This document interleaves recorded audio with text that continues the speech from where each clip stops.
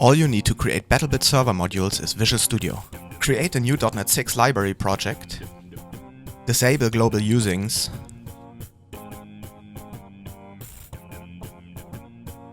and install the BBR API modules NuGet package.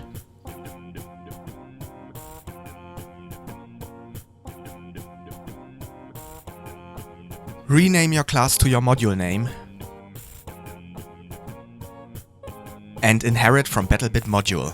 You now have a working module that does nothing. Let's change that. Override the onPlayerSpawned method and set the jump height multiplier of the player to 5. Since we do not await anything, return a completed task. Now we can jump higher after spawning. Let's give the module a configuration. Create a configuration class and inherit from module configuration. Let's add a welcome message. To use the configuration, create a property in your module of its type.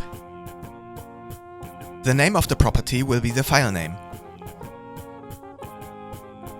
Static properties will create a global configuration that is shared between all instances of your module. Let's send the welcome message to the player when they join.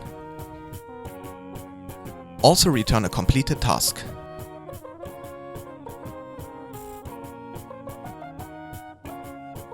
Now let's add commands using the CommandHandler base module. Download the module and place it in your project. To enforce the module dependency, add a require module attribute to the module class and supply the type of the module dependency. Create a property of the type and name of the module and add a module reference attribute to it. We can now use the CommandHandler module. First, we register our module with the CommandHandler when all modules are loaded. Let's create a command for changing the jump height multiplier.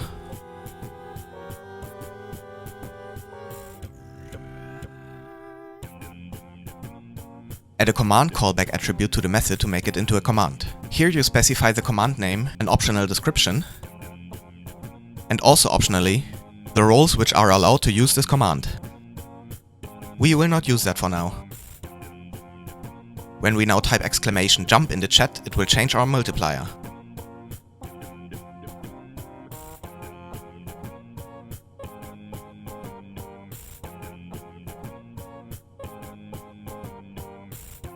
Let's store the new multiplier in our global configuration.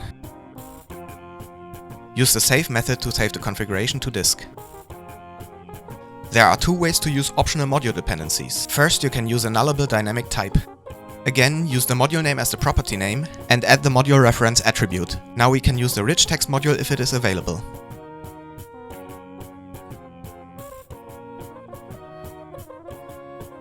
For example, we can use a space instead of a new line if it's not available.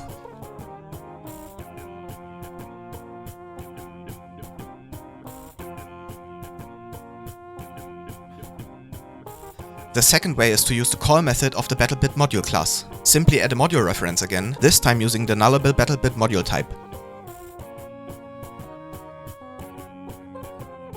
This will let you use the call method to invoke methods on the module. You can easily debug your modules by attaching the debugger to the BattleBit API runner process. Have fun and enjoy!